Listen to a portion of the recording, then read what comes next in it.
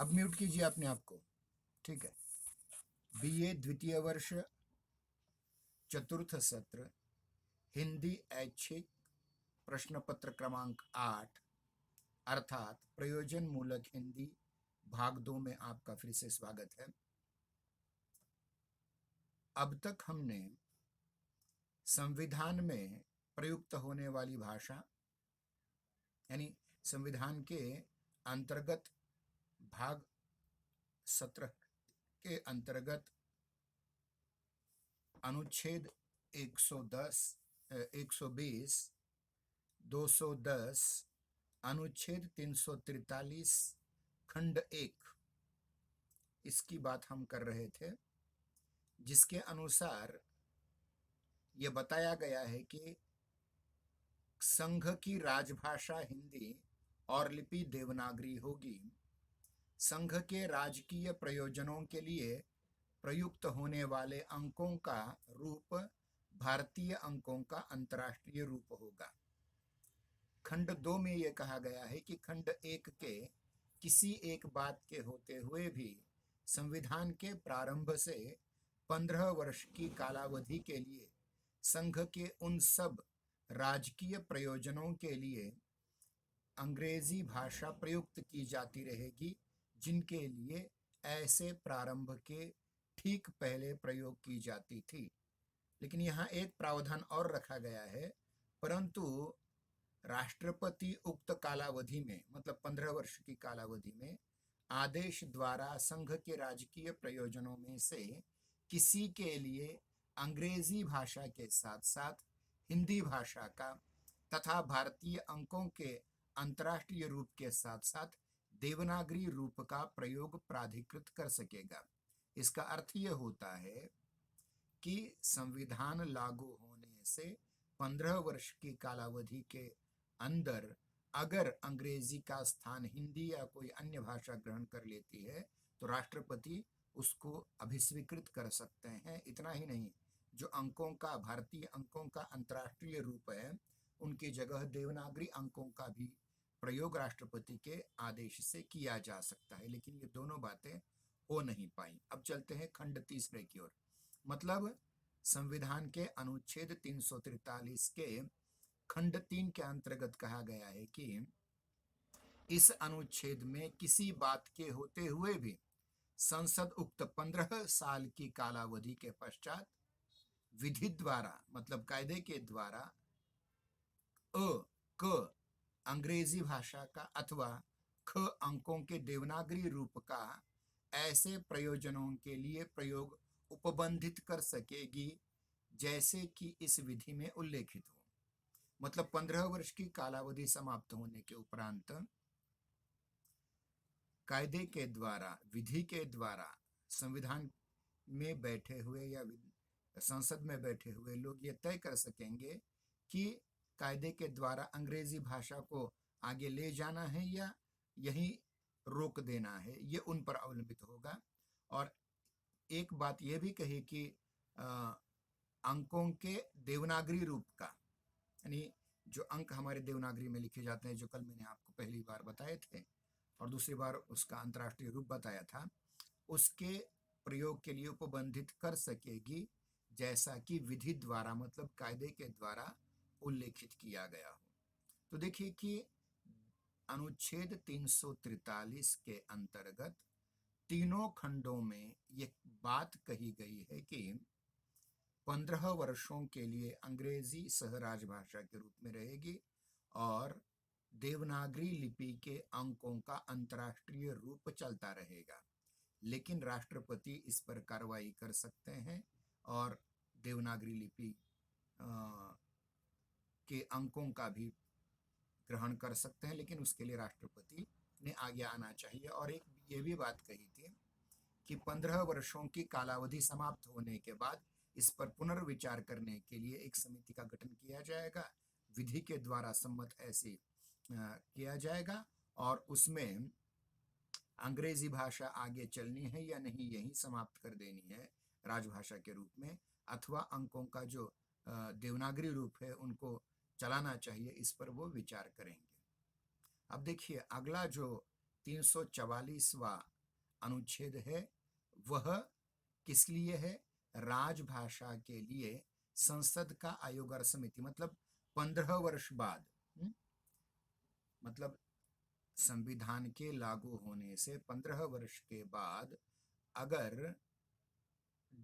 राजभाषा संबंधी कोई निर्णय लेना है तो उसके लिए एक आयोग और समिति का गठन किया जाएगा। इस प्रकार से अनुच्छेद, संविधान के अनुच्छेद 344 के अंतर्गत कहा गया है। अब ये कैसे कहा गया है इसको लेकर के हम थोड़ा सा विस्तार में समझने की कोशिश करेंगे। देखिए, संविधान के अनुच्छेद 344 खंड 1 के तहत राष्ट्रपति इस संविधान के प्रारंभ से 5 वर्ष की समाप्ति पर, ध्यान रखिए कालावधि रखा गया 15 वर्षों का, लेकिन 15 वर्ष के बाद राजभाषा कौन सी चाहिए, लिपि कौन सी चाहिए और अंक किस प्रकार के चाहिए, इस पर कम से कम 10 वर्ष की अवधि चाहिए, इस पर संशोधन करने के लिए या इस पर अनुसंधान करने के लिए या इस पर बहुत सारी जानकारी इकट्ठा करने के लिए। इसलिए संविधान के प्रारंभ से 5 वर्ष की समाप्ति पर, मतलब समझिए संविधान लागू हुआ है 26 जनवरी 1950 को, 51 को, तो 55 तक का कालावधि जो है, 1955 तक का कालावधि हो जाने के उपरांत, ये 5 वर्ष की कालावधि परिपूर्ण होने के बाद राष्ट्रपति को ये अधिकार है कि वे 10 वर्ष की समाप्ति पर, देखिए उसके बाद 10 वर्ष की समाप्ति पर, मतलब 15 वर्ष की समाप्ति पर संविधान लागू होने से आदेश द्वारा एक आयोग गठित करेगा जिसमें एक सभापति, मतलब एक अध्यक्ष, और 8वीं अनुसूची में, संविधान की 8वीं अनुसूची में जो अलग अलग भाषाएं हैं, पहले ये 14 थी, बाद में 22 बन गई, भिन्न भिन्न भाषाओं का प्रतिनिधित्व करने वाले अन्य सदस्यों से मिलाकर एक ऐसा आयोग बनेगा जिसकी नियुक्ति राष्ट्रपति करेंगे तथा इस आयोग द्वारा अनुसरण की जाने वाली प्रक्रिया भी का आदेश भी परिभाषित करेगा। मतलब क्या करेगा राष्ट्रपति? देखिए, संविधान के लागू होने से 5 वर्ष बाद वो एक ऐसे आयोग का गठन करेंगे जो 10 वर्ष प्रायः पूरा संशोधन करेंगे, पूरा अनुसंधान करेंगे, पूरे इंटरव्यू लेंगे, यानी जो भी, यानी इस आयोग में एक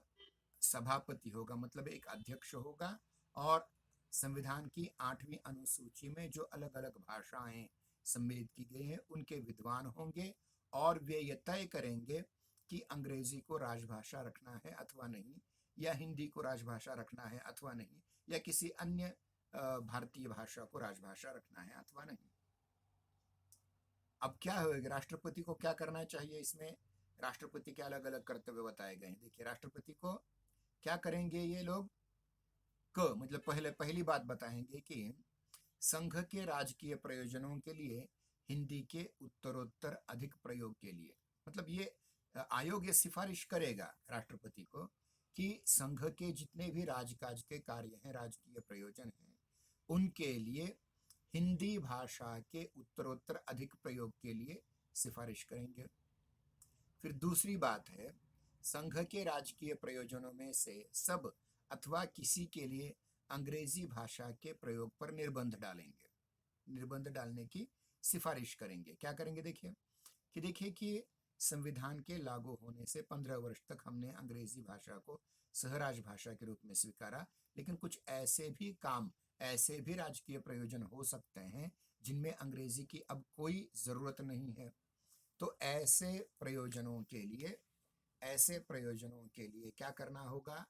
ऐसे प्रयोजनों के लिए हिंदी भाषा किस प्रकार लागू की जा सकती है उसकी बात भी करनी होगी, और उसके साथ ही कुछ प्रयोजनों में से अंग्रेजी को पूरी तरह से समाप्त किया जाए अथवा नहीं, इस पर वो सिफारिश करेंगे।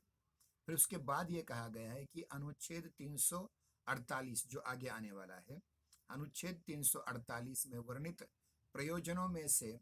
सब या किसी के लिए प्रयोग की जाने वाली भाषा की वो सिफारिश करेंगे। केवल हिंदी ही नहीं, अन्य बहु भाषा हो सकती है। मतलब अनुच्छेद 348 के अंतर्गत जो राजकीय प्रयोजनों का उल्लेख किया है उनमें से सारे अथवा किसी के लिए, किसी एक या दो या उससे अधिक प्रयोजनों के लिए या सभी प्रयोजनों के लिए प्रयुक्त की जाने वाली भाषा की वह सिफारिश करेगा। हो सकता है वो हिंदी हो या अन्य किसी कोई अन्य कोई भारतीय भाषा हो। उसके उपरांत ये कहा गया है कि संघ के किसी एक अथवा अधिक उल्लेखित प्रयोजनों के लिए प्रयोग किए जाने वाले अंकों के रूप का भी वो सिफारिश करेंगे। मतलब अंक जो पहले देवनागरी लिपि के अंकों का अंतर्राष्ट्रीय रूप था, उसकी जगह क्या देवनागरी लिपि के अंकों का प्रयोग किया जा सकता है, या कोई अन्य किसी भी प्रकार के अन्य अंकों का प्रयोग किया जा सकता है क्या, इस पर वो उन्होंने महत्वपूर्ण बात की है, मतलब सिफारिश करने के लिए कही है। और अंतिम बात इसमें यह है कि संघ की राजभाषा तथा संघ और किसी राज्य के बीच अथवा एक राज्य और दूसरे राज्य के बीच संचार की जो भाषा है तथा उनके प्रयोग के बारे में राष्ट्रपति द्वारा आयोग से परीक्षा करने पर, मतलब पूछे जाने पर किए हुए किसी अन्य विषय के बारे में सिफारिश करने का आयोग का कर्तव्य होगा। मतलब ये अंतिम कर्तव्य है आयोग का। क्या कर्तव्य है? संघ की राजभाषा तथा संघ और किसी अन्य राज्य, मतलब असम हो सकता है, उड़ीसा हो सकता है, महाराष्ट्र हो सकता है, गुजरात हो सकता है, पश्चिम बंगाल हो सकता है, तमिलनाडु हो सकता है, या केरल हो सकता है, कर्नाटक हो सकता है, किसी भी राज्य, केंद्र और किसी भी राज्य के संबंध या राज्यों के आपसी संबंधों के लिए जो प्रयुक्त होने वाली संचार की भाषा है, उसके प्रयोग के बारे में राष्ट्रपति के द्वारा आयोग से पूछे जाने पर वह किसी अन्य के बारे में भी सिफारिश कर सकते हैं। यह उसका कर्तव्य है। मतलब ध्यान रखिए कि अब तक केवल हिंदी और अंग्रेजी की बात हुई थी, लेकिन अब सारे भारतीय भाषाओं की बात हो रही है। यानी केंद्र और किसी एक विवक्षित राज्य के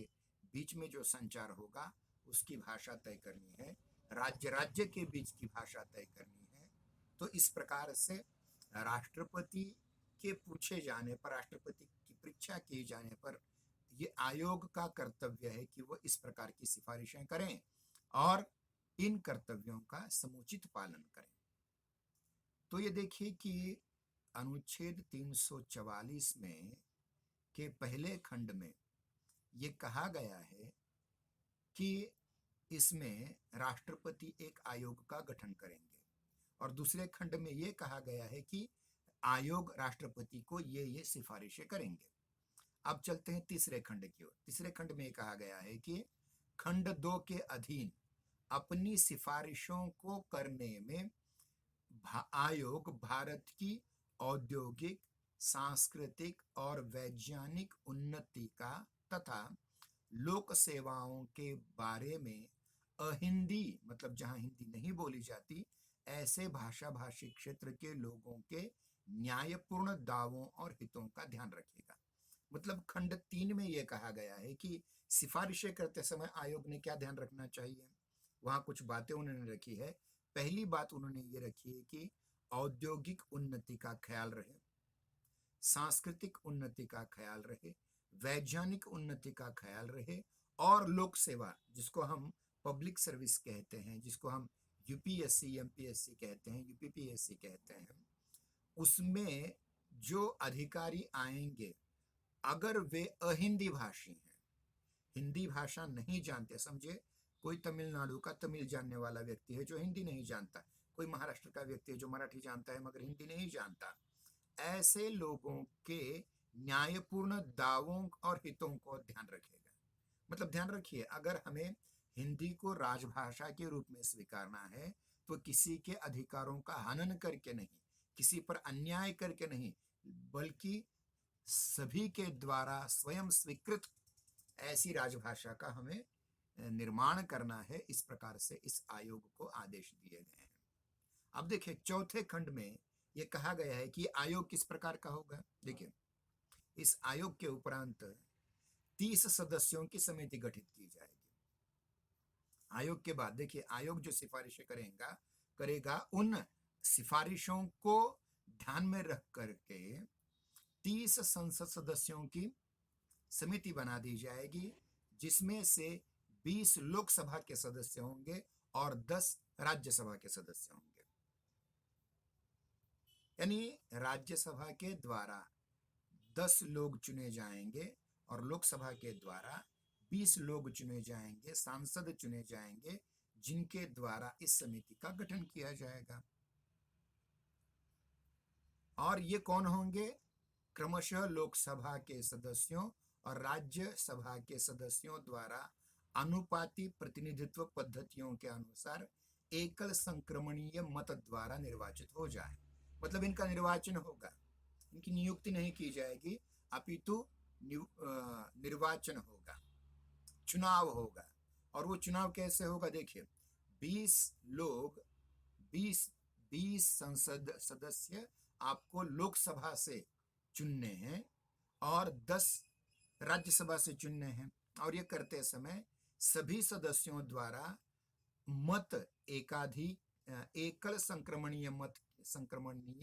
मत के द्वारा इनका निर्वाचन होगा। इस प्रकार की यह उन्होंने व्यवस्था भी की हुई है। मैं फिर से कह रहा हूं, देखिए कि ये जो 30 सदस्यों की समिति का गठन किया जाएगा, उस समिति में लोकसभा से 20 सांसद और राज्यसभा से 10 सांसदों का निर्वाचन किया जाएगा। और ये निर्वाचन करते समय इस बात का ध्यान रखना पड़ेगा कि लोकसभा हो या राज्यसभा हो, इन दोनों के भी अनुपाती प्रतिनिधित्व, अनुपाती मतलब 1:2, 2:3, इस प्रकार से, जिसको हम प्रमाण कहते हैं, अनुपाती प्रतिनिधित्व पद्धतियों के एकल संक्रमणीय मत द्वारा ही उनका निर्वाचन होगा। मतलब ये लोग चुने जाएंगे, नियुक्त नहीं होंगे। अब 5वें खंड की बात हम करते हैं। खंड 1 के अधीन गठित आयोग की सिफारिशों की परीक्षा करना तथा उन पर अपनी राय का प्रतिवेदन राष्ट्रपति को देना, यह समिति का कर्तव्य होगा। मतलब जो समिति 30 सदस्यीय समिति जो गठित की जाएगी सांसदों की, उनका यह कर्तव्य होगा कि इससे पूर्व जो आयोग गठित हो चुका है, उस आयोग की सिफारिशों का सम्यक अध्ययन करें और उनकी परीक्षा करने के उपरांत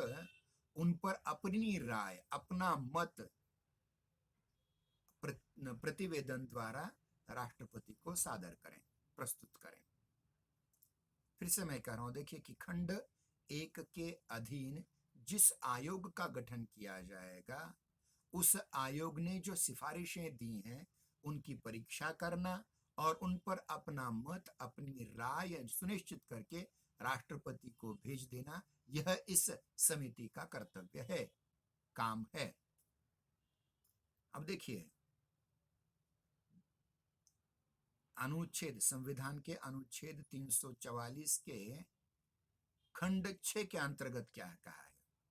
अनुच्छेद 343, मतलब इससे पहले के अनुच्छेद में किसी बात के होते हुए भी राष्ट्रपति, खंड 5 मतलब जिस समिति की बात की है, खंड 5 में निर्देशित प्रतिवेदन, मतलब जो रिपोर्ट, जो प्रतिवेदन समिति राष्ट्रपति को सौंप देगी, उस पर विचार राष्ट्रपति करेंगे और उस सारे प्रतिवेदन के किसी भाग के अनुसार निर्देश निकाल सकेंगे। मतलब राष्ट्रपति क्या करेंगे? राष्ट्रपति, ध्यान रखिए, जो पहले आयोग गठन किया था, उस आयोग की सिफारिशों पर 30 सदस्यों की समिति का गठन करेंगे और ये समिति जो उन आयोग की सिफारिशों का अध्ययन करने के बाद, परीक्षण करने के बाद जो अपने मत कहेंगे, वो मत राष्ट्रपति को सादर करेंगे और राष्ट्रपति उन मतों में से कुछ का या सभी के ऊपर वो निर्देश निकाल सकते हैं, आदेश राष्ट्रपति के आ सकते हैं। फिर से कह रहा हूं, संविधान के अनुच्छेद 344 के 6 खंड के अंतर्गत यह बताया गया है कि अनुच्छेद 343 में किसी बात के होते हुए भी राष्ट्रपति 344 वे अनुच्छेद के 5वें खंड में निर्देशित प्रतिवेदन, मतलब जो समिति जो प्रतिवेदन सादर करेगी, प्रस्तुत करेगी राष्ट्रपति को, उसका अध्ययन करने के, उस पर विचार करने के बाद सारे के सारे प्रतिवेदन अथवा उस प्रतिवेदन के किसी भाग पर आवश्यकता के अनुसार निर्देश निकाल सकेंगे। यह राष्ट्रपति का कर्तव्य होगा। आगे देखिए, तो ये हुई बातें 344 वे अनुच्छेद के खंड 1, 2, 3, 4, 5 और 6 के बारे में। अब हम चलते हैं आगे अनुच्छेद, संविधान के अनुच्छेद 345 की ओर। और इसमें 345, 346 और 347 ये जो 3 खंड हैं, वो 3 खंड राज्यों की राज्य भाषा के बारे में कहे गए हैं। उसमें यह कहा गया है, देखिए अनुच्छेद 345 में यह कहा गया है कि अनुच्छेद 346 और 47 जो आगे आने वाले हैं के उपबंधों के अधीन रहते हुए, फिर से कह रहा हूं, अनुच्छेद 345 में यह कहा गया है कि अनुच्छेद 346 और अनुच्छेद 347 के उपबंधों के अधीन रहते हुए राज्य का विधानमंडल अर्थात विधानसभा और विधान परिषद विधि द्वारा उस राज्य के राजकीय प्रयोजनों में से एक या किसी के लिए, सब या किसी एक के लिए या अनेकों के लिए प्रयोग के अर्थ उस राज्य में प्रयुक्त होने वाली अनेक भाषाओं में से किसी एक अथवा अनेक या हिंदी भाषा का अंगीकार कर सकेगा, परंतु जब तक राज्य का विधानमंडल मतलब विधानसभा और विधान परिषद विधि द्वारा इससे अन्यथा उपबंध न करें, तब तक राज्य के भीतर उन राजकीय प्रयोजनों के लिए अंग्रेजी भाषा प्रयुक्त की जाती रहेगी, जिनके लिए संविधान के प्रारंभ से ठीक पहले वह प्रयोग की जाती थी। अब देखिए, अनुच्छेद 345 यह कहता है कि अनुच्छेद 346 और अनुच्छेद 347 के उपबंधों के अधीन रहते हुए विधानमंडल किसी भी राज्य का, यानी सभी राज्यों का, ये कहेंगे सभी राज्यों का विधिमंडल, या समझिए किसी एक राज्य का विधिमंडल विधि के द्वारा मतलब कायदे के द्वारा, कायदे की प्रक्रिया को स्वीकार करते हुए उस राज्य के राजकीय प्रयोजनों में से सभी अथवा किसी के प्रयोग के लिए या सभी के प्रयोग के लिए उस राज्य में जो जो भाषाएं प्रयुक्त हो रही हैं, उनमें से किसी एक भाषा का अथवा एक से अधिक भाषा का अथवा हिंदी भाषा का अंगीकार कर सकेगा, स्वीकार कर सकेगा, परंतु जब तक राज्य का विधानमंडल अर्थात विधानसभा और विधान परिषद विधि के द्वारा अन्यथा उपबंध न करें, तब तक राज्य के भीतर उन राजकीय प्रयोजनों के लिए अंग्रेजी भाषा चलती रहेगी, जिनके लिए इस संविधान के प्रारंभ से ठीक पहले वह प्रयोग की जाती थी। मतलब अंग्रेजी केवल राष्ट्र स्तर पर नहीं अपितु राज्य स्तर पर भी एक प्रकार से सह राजभाषा बनी रहेगी, लेकिन उसके लिए मतलब अब यहाँ एक कमी एक भी है भारतीय भाषाओं की, क्या इस कालावधि के भीतर 5 वर्ष, 10 वर्ष या 15 वर्ष की कालावधि के बीच किसी राज्य की भाषा अंग्रेजी के सभी प्रयोजनों में प्रयुक्त हो सकती है क्या, जहां जहां अंग्रेजी प्रयुक्त होती है? अगर नहीं तो अंग्रेजी चलती रहे, अगर हो सकती है तो अंग्रेजी को निकालकर वहां उस भाषा का प्रयोग हम कर सकते हैं। अब देखिए, अगला जो अनुच्छेद है, अनुच्छेद 346 में ये कहा गया है कि संघ में राजकीय प्रयोजनों के लिए प्रयुक्त होने के लिए तत्समय मतलब उस समय प्राधिकृत भाषा एक राज्य और दूसरे राज्य के बीच तथा किसी राज्य और राज्य के बीच संचार की राजभाषा होगी, परंतु यदि 2 या 2 से अधिक राज्य करार करते हैं, आपस में करार करते हैं, अनुबंध करते हैं कि ऐसे राज्यों के बीच संचार के लिए राजभाषा हिंदी ही होगी, तो ऐसे संचार के लिए हिंदी भाषा का प्रयोग किया जा सकता है। देखिए क्या कहा गया है, ये कहा गया है 346वें अनुच्छेद में कि संघ के सभी राजकीय प्रयोजनों के लिए प्रयुक्त होने वाली जो प्राधिकृत भाषा है वो हिंदी है। लेकिन एक राज्य और दूसरे राज्य के बीच, मतलब देखिए, केंद्र और राज्य के बीच जो व्यवहार होगा, पत्र व्यवहार होगा, राजकीय प्रयोजनों के अंतर्गत प्रयुक्त करने वाली संचार भाषा होगी वो तो हिंदी होगी। लेकिन अगर कोई एक राज्य दूसरे राज्य के बीच, किसी राज्य या उससे अधिक राज्य और संघ के बीच संचार की राजभाषा वो तय करेंगे। परंतु यदि दो या दो से अधिक राज्य एक करार करते हैं, अनुबंध करते हैं कि हम अपने राज्यों के बीच होने वाले पत्र व्यवहार, होने वाले राजकीय प्रयोजनों की संचार भाषा के रूप में हिंदी का ही स्वीकार करते हैं, तो वो उन्हें स्वतंत्रता होगी, वो हिंदी का स्वीकार कर सकते हैं। वो अपने राज्य की कोई राजभाषा या अंग्रेजी को टाल करके हिंदी का प्रयोग बेहिचक कर सकते हैं, लेकिन उसके लिए उन्हें करार करना पड़ेगा। समझिए, उत्तर प्रदेश और मध्य प्रदेश दो राज्य हैं। इन दो राज्यों ने केंद्र सरकार के साथ भी उनका व्यवहार राजभाषा हिंदी में ही हो रहा है। उनका अपने राज्य का, मतलब उत्तर प्रदेश का अपना व्यवहार हिंदी में हो रहा है, मध्य प्रदेश का अपना व्यवहार हिंदी में हो रहा है। अगर मध्य प्रदेश और उत्तर प्रदेश एकत्र आकर के ये अनुबंध करें, ये करार करें कि वे आपस में हिंदी में ही अपना राजकीय प्रयोजनों का व्यवहार संचार भाषा के रूप में हिंदी में ही करना चाहते हैं, तो ये उन्हें स्वतंत्रता होगी। मतलब देखिए, हिंदी भाषी जो राज्य हैं, जैसे राजस्थान है, जैसे हरियाणा है, जैसे मध्य प्रदेश है, जैसे छत्तीसगढ़ है, जैसे उत्तर प्रदेश है, जैसे उत्तरांचल है, जैसे बिहार है, जैसे झारखंड है, और आगे चलकर यूं कहेंगे कि हिमाचल प्रदेश है। तो ये सारे राज्य जो हिंदी भाषी राज्य हैं, वो तो केंद्र के साथ सारे व्यवहार हिंदी में ही करेंगे, लेकिन वो आपस में होने वाले व्यवहारों को एक करार का रूप देकर आपस में भी हिंदी का ही व्यवहार करेंगे। मतलब उस जमाने में जब ये संविधान लागू हुआ, तब न हरियाणा बना था, न उसके उपरांत छत्तीसगढ़ बना था, न झारखंड बना था, न उत्तरांचल बना था। तो उस समय राजस्थान, उत्तर प्रदेश, मध्य प्रदेश, बिहार और हिमाचल प्रदेश, इतने ही राज्य थे।